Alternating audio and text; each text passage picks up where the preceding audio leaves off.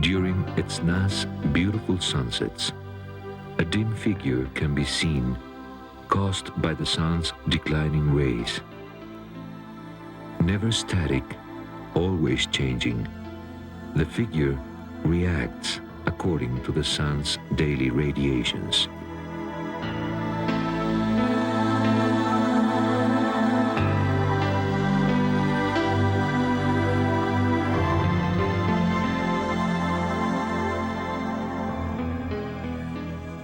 The Mayas tried to reach the sky by using a mystical stairway, thus competing with the low mountain chain that surrounds the city.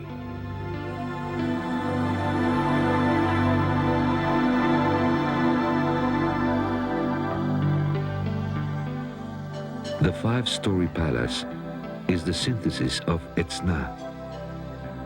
Due to the lengthy history in its construction, it is the joining point of the Petén and the Puk architectural styles.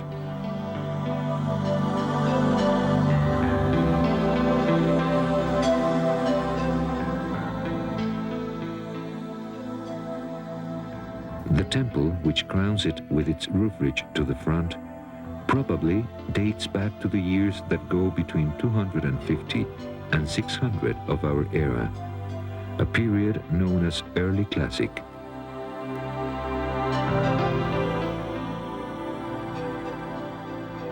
The influence of Petén is present in this construction.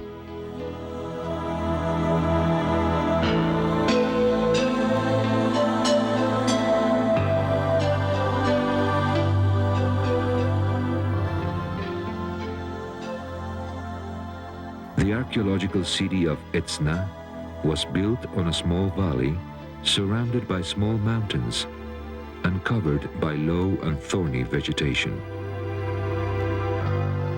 The Mayas learned to go around the permanence of time as they renewed the cycle of life at every instant. The facade of the five-story palace, forever waiting for the sun to rise, is our reminder.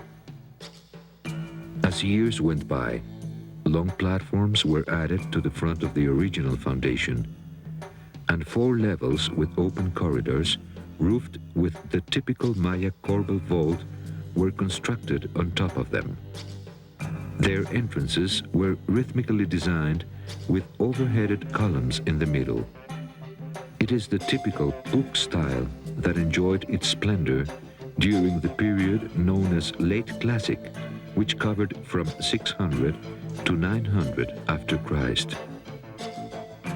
The thirst of the land here is so great that the paradise of tropical water is an underground labyrinth. That is why the Mayas created a sophisticated hydraulic network all around Edzná, which allowed them to direct the rainwater to the desired areas. This technological advancement is evident in the architectural mastery of the great acropolis of the city.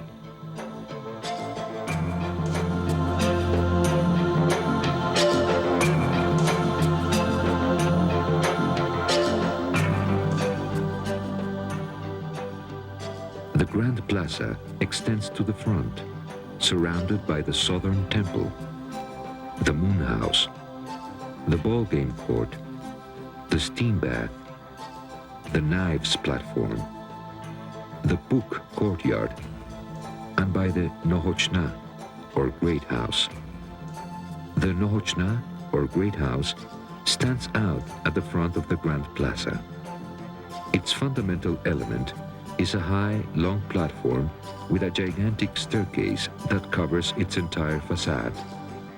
It was also used as a stadium seating area for the spectators of the rituals, and it is the place where decisions related to life in the city were taken. The Moon House limits the Grand Plaza to the south, and it owes its complexity, as the rest of the buildings in the Great Acropolis, to the sum of overlapped architectural works that form part of this monumental complex. Such is the case of the Southern Temple, of the Ballgame Court, and of the Southwest Building, which was originally built around a courtyard.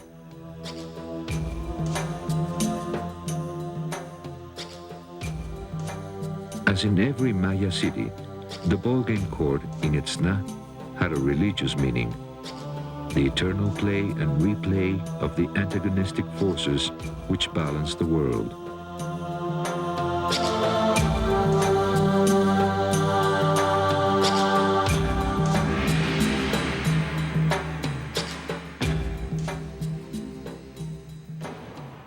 Kinich Ahau, supreme deity among the Mayas, leaves with the sunset to return renovated with every sunrise. It is the old sun, the sun that ends the day to wake up once again bright and young. It is represented here in red, its tutelar color, and it carries a headdress, enormous earrings and eyes, and filed upper incisor teeth. Kinich Ahau assures the renewal of life day after day.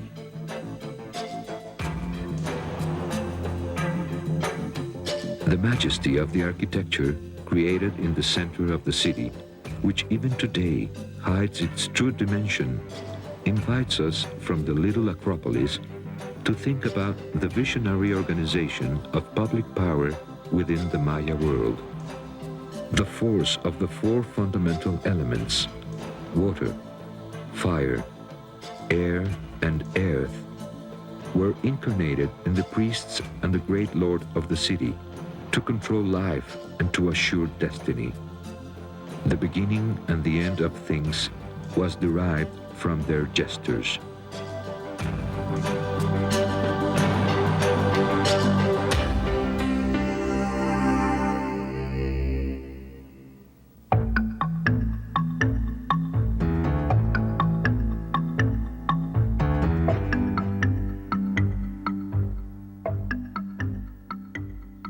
We find dwelling constructions used by the lords and the priests surrounding the great Acropolis.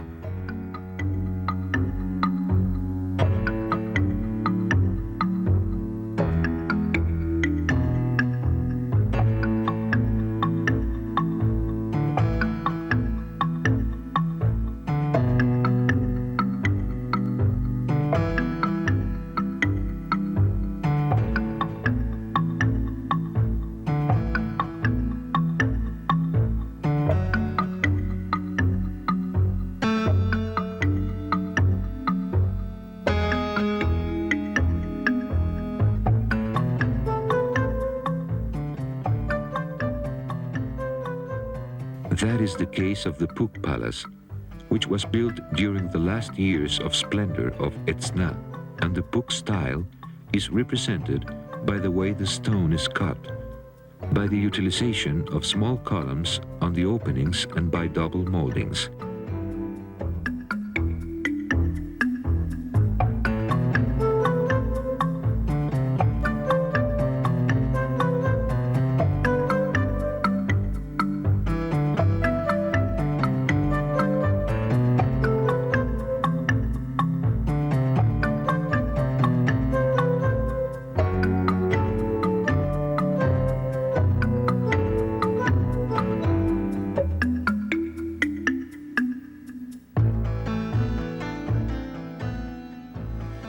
The vertical and smooth panels, and by the inclusion of the carved decoration in a geometric pattern.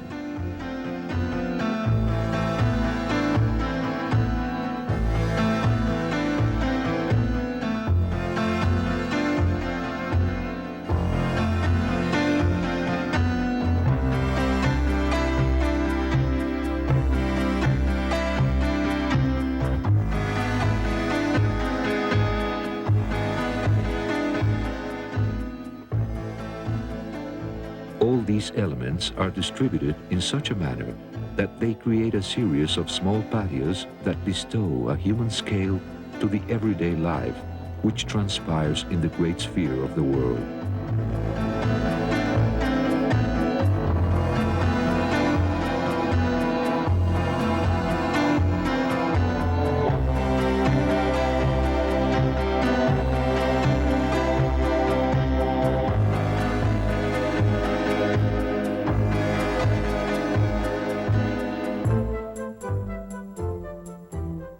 Edzná renews the omens of a great destiny as it faces the sunset.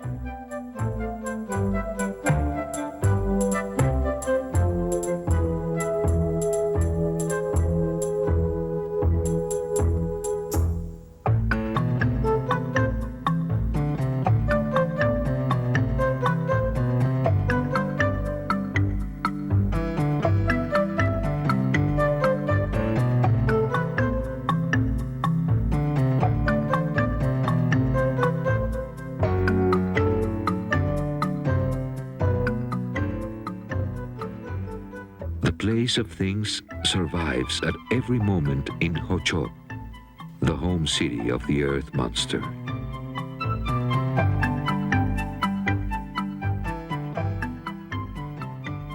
The main facade of building number 2 is the most exuberant decorative expression in Maya architecture. The Earth Monster, with its enormous fauces open, which serve as an entrance to the world of the dead and of the gods, is represented on it. The eyes, eyebrows, adorned ears, and great mouth with fangs extend all over the facade, thus adding to a fantastic concept. There is a serious lack of water in Hochop, as in all Maya cities located on today's Yucatan Peninsula. Maya culture, mainly an agricultural society, requested its supply through Chak, the rain god, and thus built temples in his honor where his image was carved in the shape of masks.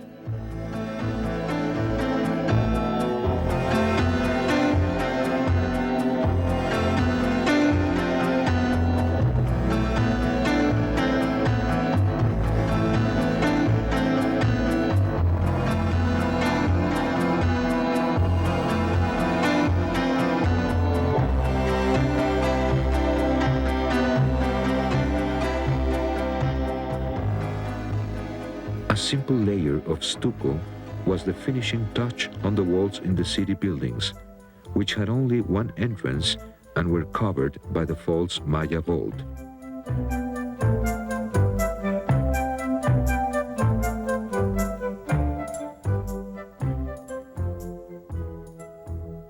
The Earth Monster building forms part of a great plaza that was the political and religious center. Under his influence, the archaeological city of Hochop was built at the top of a hill.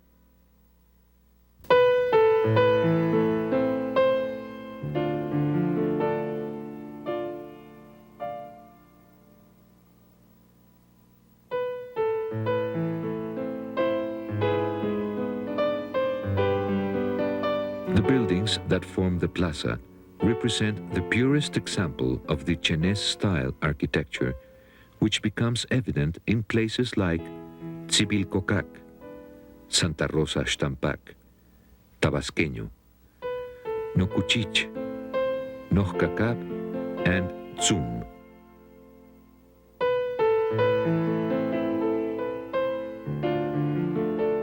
Building number 1 was erected to the east of the Hochop Plaza. It is a small platform where a unit which could have been a dwelling place stands. A great mask in the shape of an animal is visible decorating its surface in the still existing remains of its facade.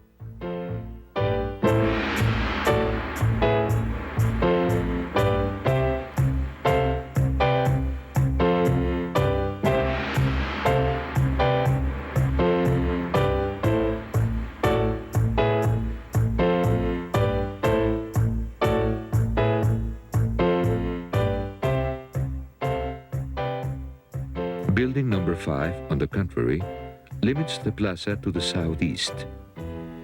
Despite of its slenderness, it was able to preserve its walls, its vaults, and important remains of its roof ridge.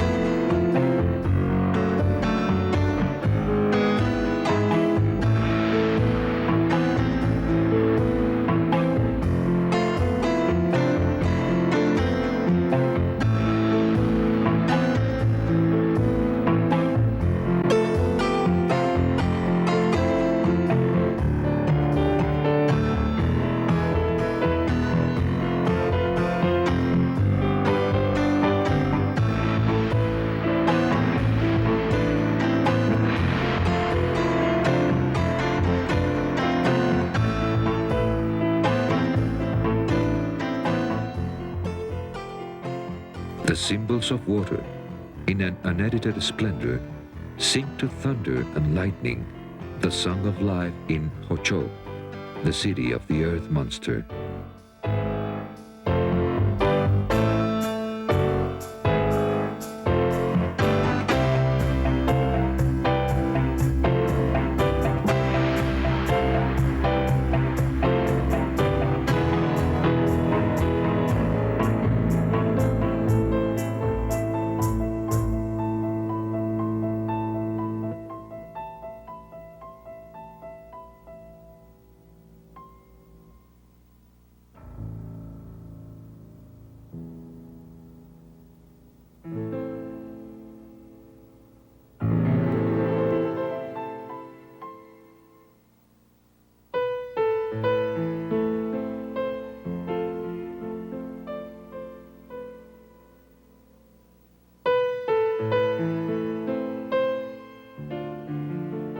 Life in Santa Rosa Xtampac is a voluptuous life which recreates itself.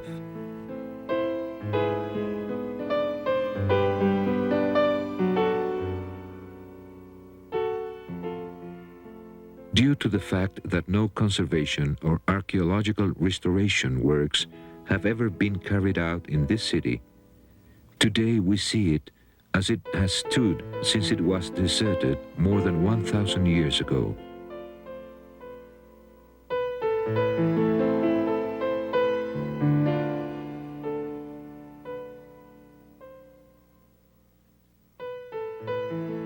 Thanks to the labor of the Mayas, the jungle created here a hospitable home. Joint survival between architecture and nature is so close that each respects the greatness of the other.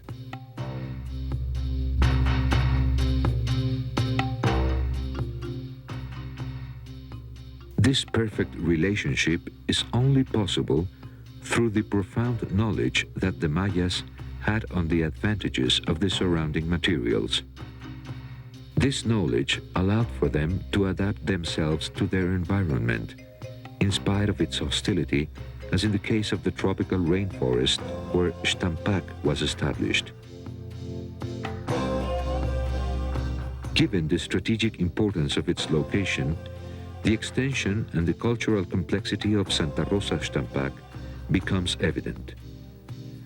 The three fundamental styles in the region, Chenes, Puc, and Riobec, join together in this site. Each develops particular characteristics based on common elements, such as the use of the false arch and iconographic symbols based on the same concept. We can clearly admire their main elements in the Great Palace. Its smooth and its decorated external parameters, the vaults which covered the inside corridors, and the openings with wooden lintels all reveal the sophistication of this building and of the entire city. The geometric motifs engraved on the stone serve as an evidence of the richness in the decoration which must be hidden in the jungle. Today, we can only admire the top covering of what most likely was a more complex design. The intricate composition of the architectural compound is evident. It is the result of several consecutive construction stages between 600 and 1200 after Christ. Today, we can clearly admire the finishings on the stonework, the decoration, and the architectural solutions.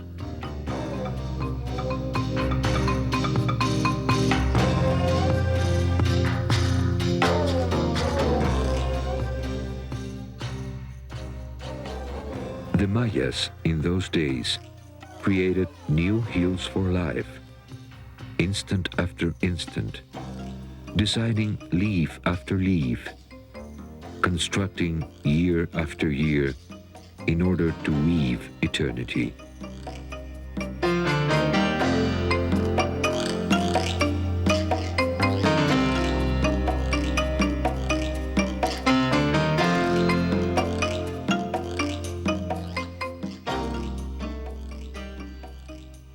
The Great Palace of Santa Rosa Xtampac contains corridors, like many other Maya sites, which the priests used to travel through the inside of the buildings.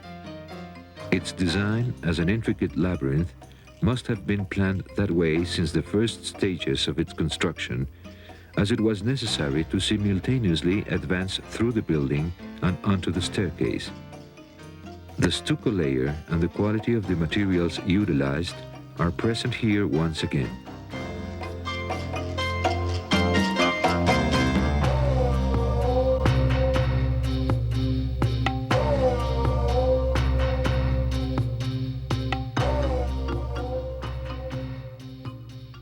The smooth facade of the palace is framed by two ample moldings, and the top molding also serves as a cornice in the second floor.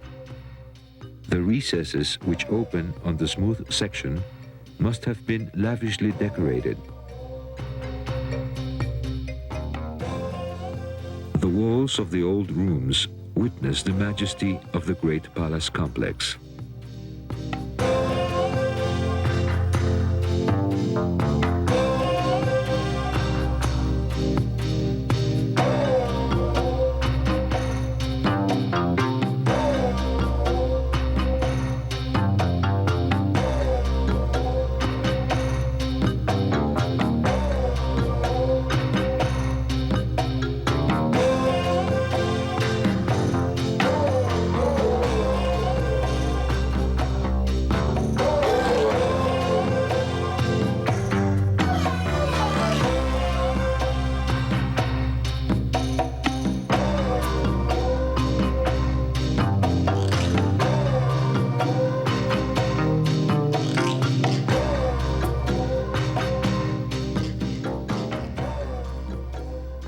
In the boisterous silence of the Santa Rosa Xtampac jungle, everything we see is filled with memories of other times and other people.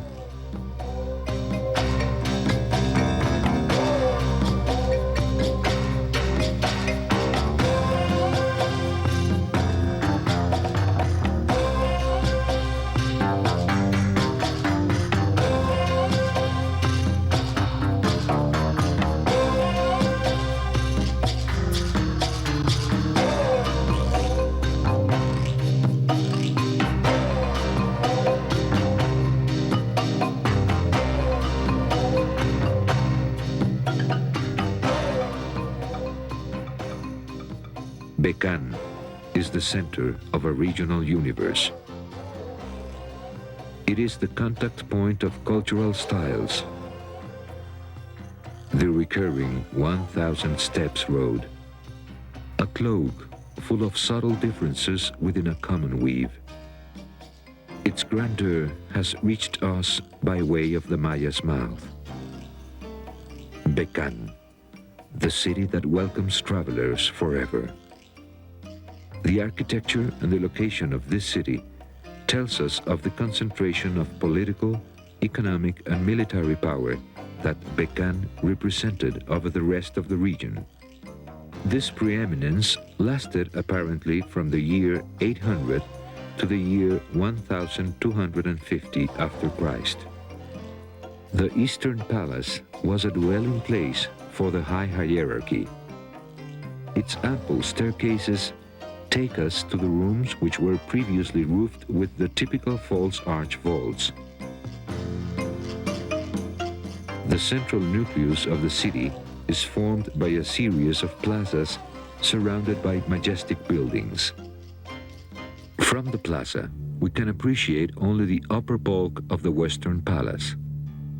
This residential building for the city elite shows its imposing size on its western facade. The remains of walls, of vaults today open to the sky, of panels decorated with mosaics, are mute witnesses of the grandeur of the Becan architecture.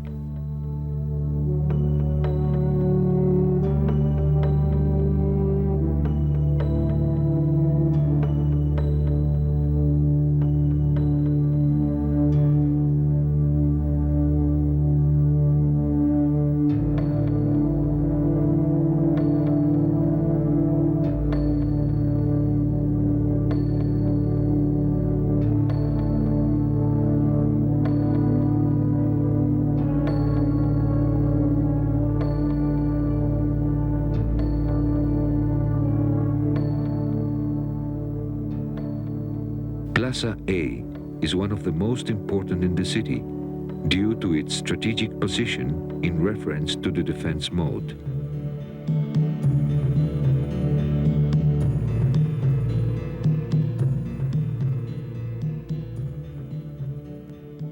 A singular circular altar, formed by two bodies, was erected right in the middle of the plaza.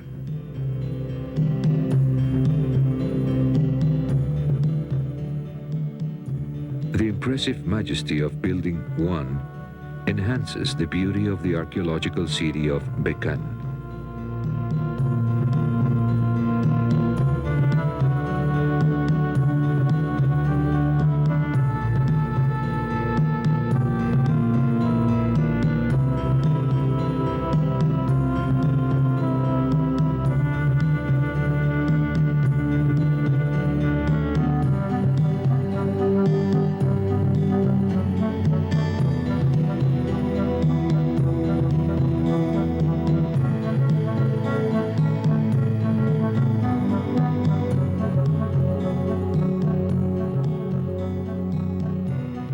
Its main facade faced south, and travelers could see it from afar as they approached the city, and so they doubled their step and strengthened their spirit.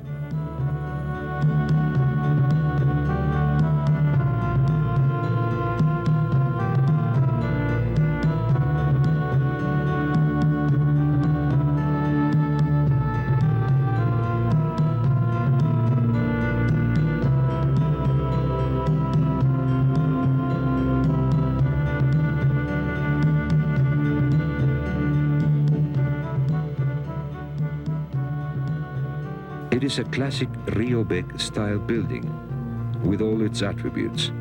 A large pedestal with two adjoining very tall and slim towers crowned with simulated temples, and a real temple with two corridors inside situated among the towers.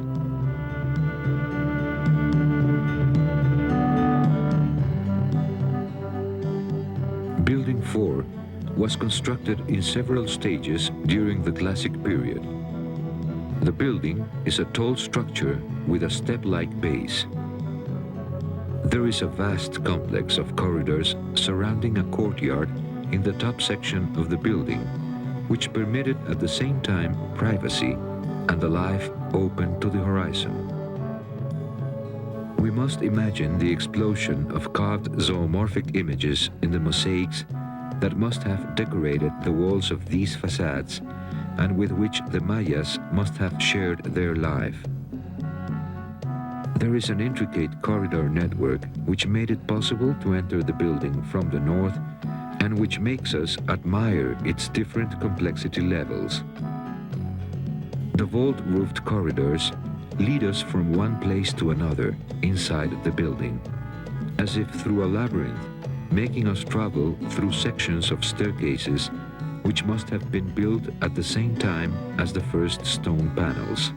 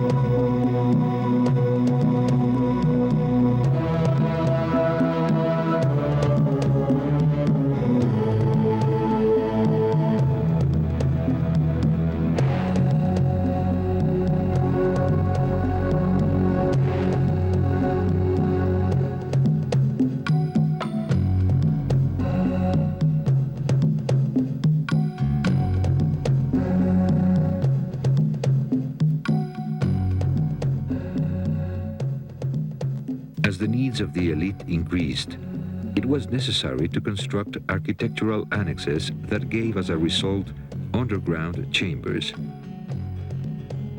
These chambers, which were situated inside building number 4, are the result of a ritual aspect and the natural expansion of the building. What was originally the outside now became the inside due to the evolution of the building according to the new needs of its dwellers.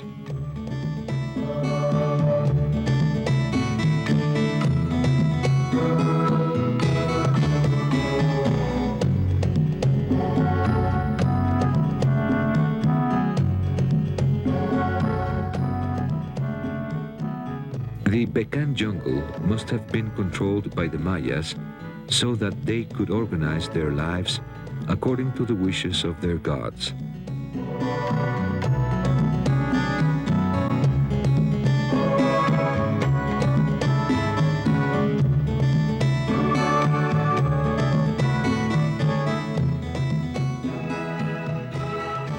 Bases, dwelling complexes, ceremonial platforms, plazas, all these elements occupied a place according to the spiritual order within the Maya soul.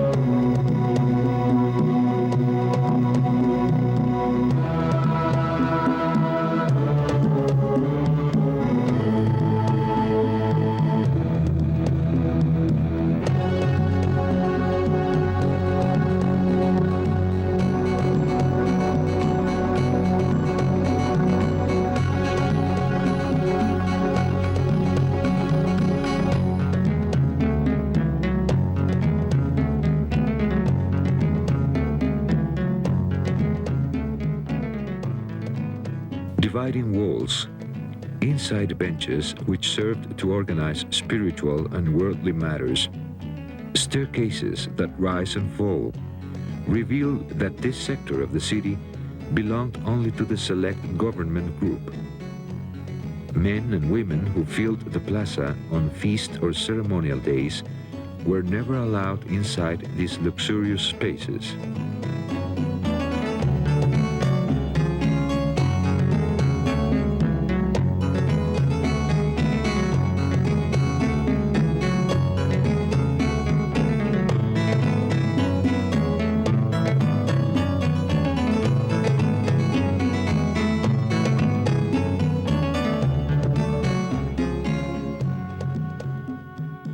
Becan, through the sounds of its voices, which sang out loud throughout the plazas and buildings, created the wisdom to allow for them to rhyme with the life of men together with that of the gods.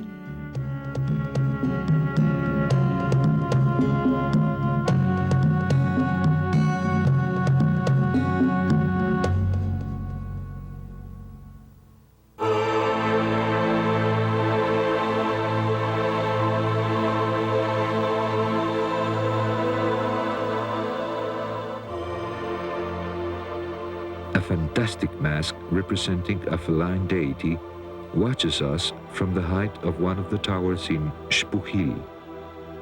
As if sent from the sky, Maya architecture in Xpujil gives volume to the landscape, thus allowing the trees and the sky to compete at the same time.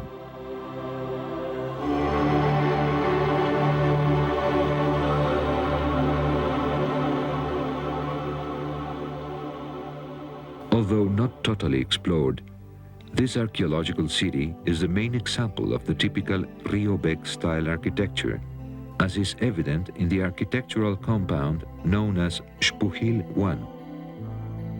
Formed by three buildings situated one after the other, without forming any plaza, its facades face east. The main building is divided into three sections and has two eminently symbolic towers in which all the elements are exclusively decorative.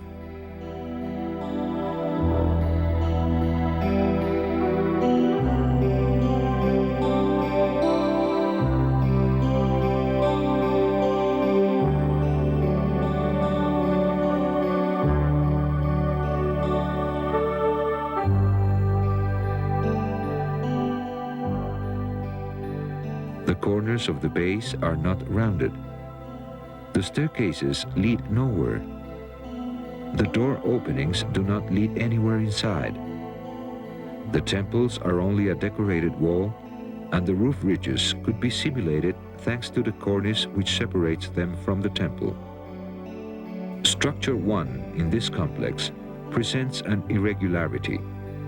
It has a third tower located in the center behind the two twin towers.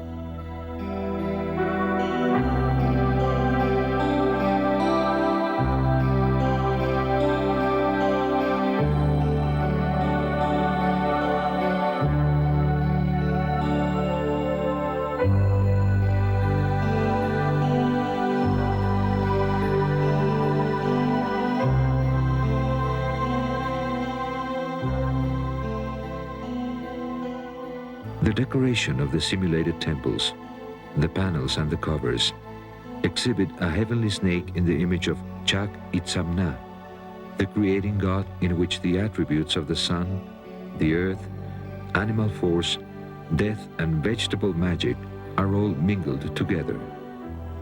It is the vortex of all principles, life and death, abundance and scarcity, light and darkness.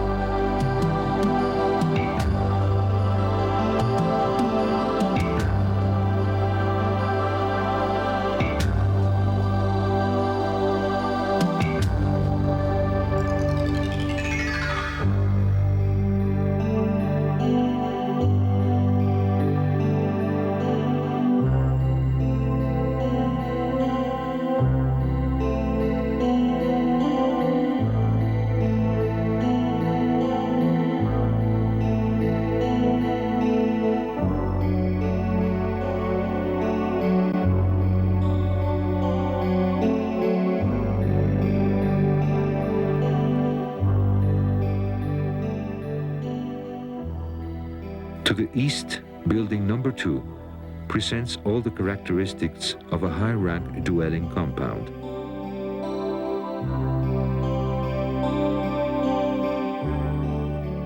It was constructed during the last years of the 10th century, and its facades included porticos with columns, and its staircases were framed with wide wooden beams.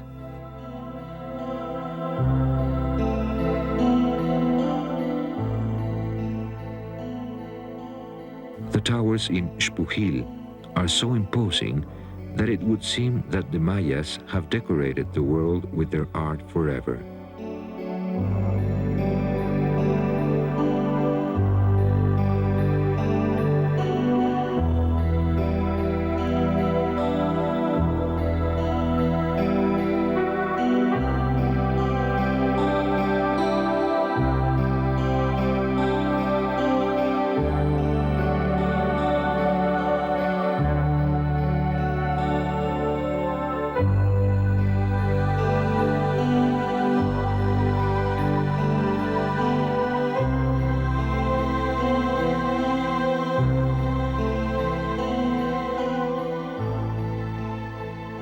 As the Mayas go over the alphabet of their symbolic language, the earth monster is born again in Chicana.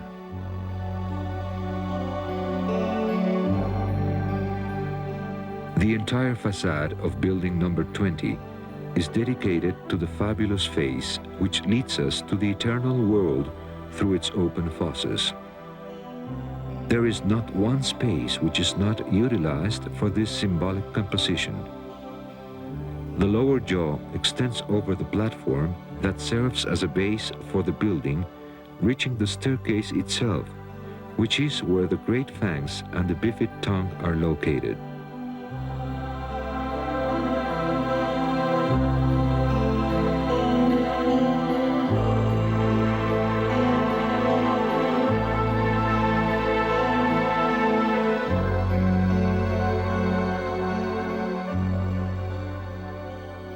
Building number 20 was constructed following the Chinese style. Building number 1 is a good example of the Rio Bec style. 2 towers with slim bases serve to represent a temple crowned with a high roof ridge and decorated with enormous masks on each side of the central nucleus.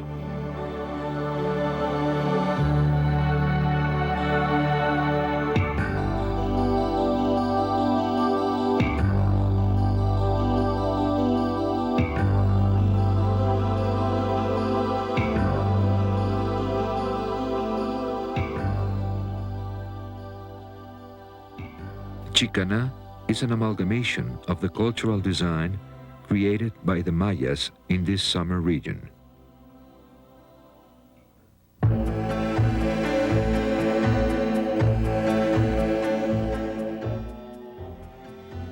That is why building number 2, which limits the plaza to the east, frames the mask of the god Itzá, creator of all things in the world, with its central opening.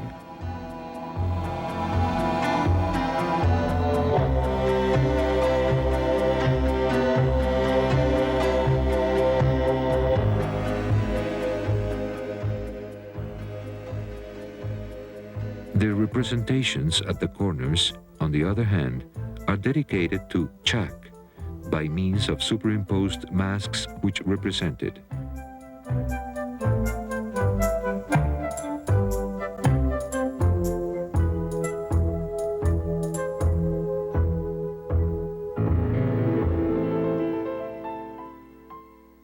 Chak, Lord of the Cardinal Points. Chak, Lord of the Water. Chak, Thirst Quencher for the jaguar and the jungle, for the earth and for men. Chak, Giver of life. The life of men recreated in a walk that step by step allows for conversation with the quiet mastery of the Maya to create spaces, to civilize materials, to fill with simple elegance their domestic environment. Life, which stays through the wise handling of time that touches with every step our most intimate memories.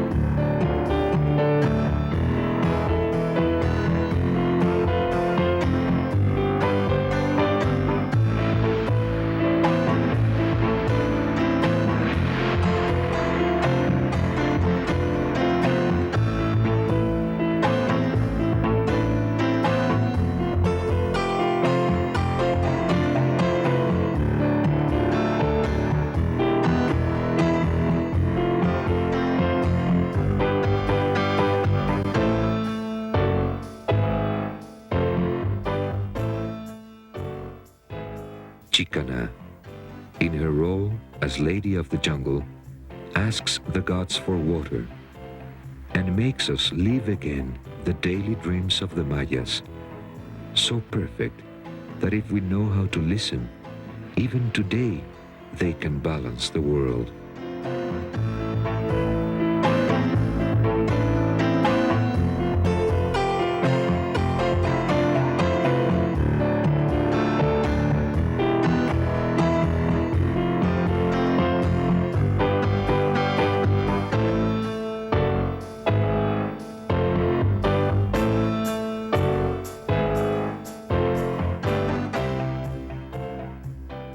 The Maya myth speaks to us from the eyes of the jade, seashell, and obsidian mosaic masks representing a top character in Calakmul.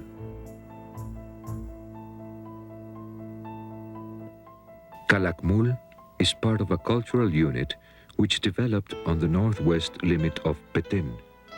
An endless number of cities were built on that spot and are still present today as a rich testimony of the Maya's symbolic and material complexity level.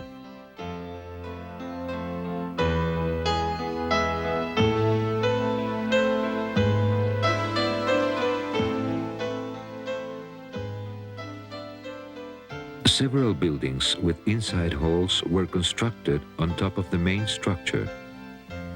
Priests and rulers planned wars, made demands from the people, prayed for good crops and for water, and dreamt of death and Renaissance rituals inside them.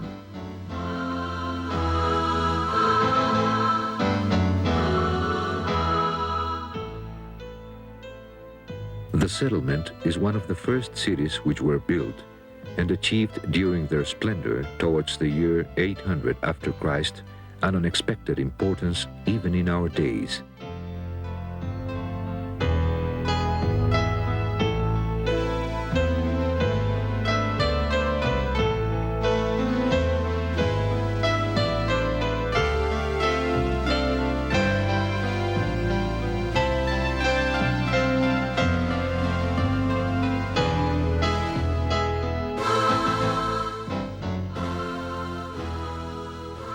The main monumental nucleus is built in the center of its 300 square kilometers, and small buildings and platforms were raised around it.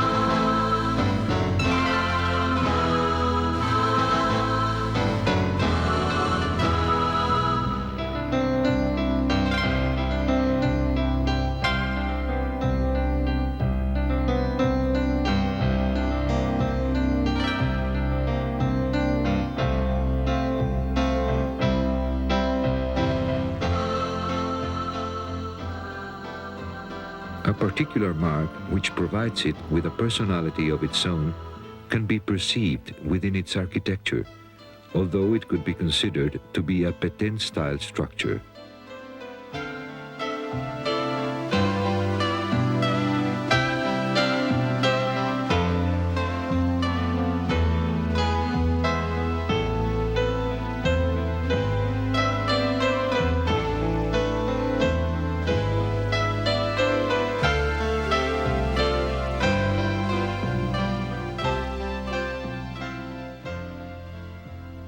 Massive stone foundations, crowned by temples with inside vaulted spaces, defy knowledge and time.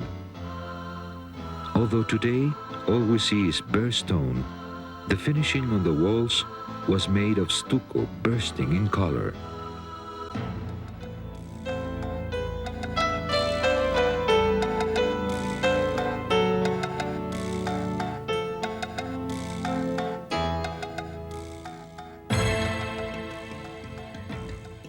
Here and there, the remains of a wooden lintel over an opening and hundreds of monuments with inscriptions observe us and tell us of the most outstanding happenings in this city, of its lords, its conflicts, its rights, and its times.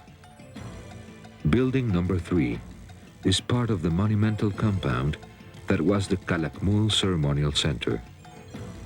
Foundations joined to staircases, walls, and the remains of vaults witness a greatness which is still present today.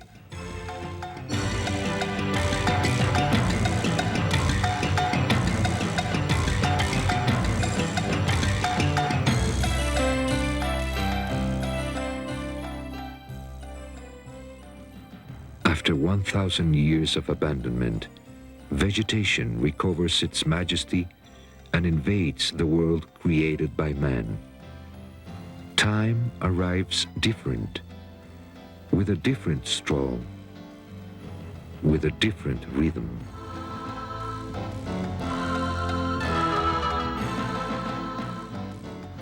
During the classic period, between the years 600 and 900 after Christ, it was customary to bury rulers with masks covering their faces. This tells us of the rich and varied commercial interchange network of the Maya culture.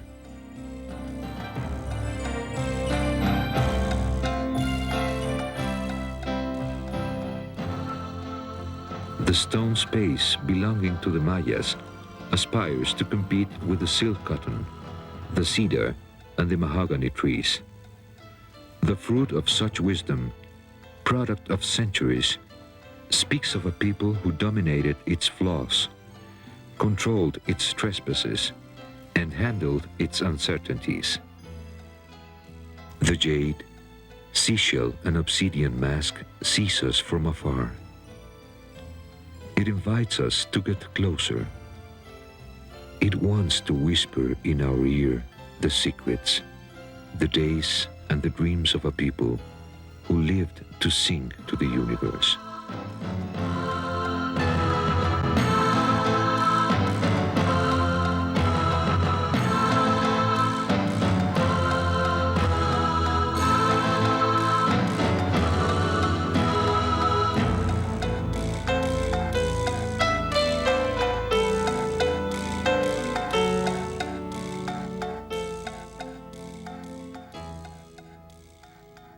Mayas were brilliant architects, constantly praying to the earth forces.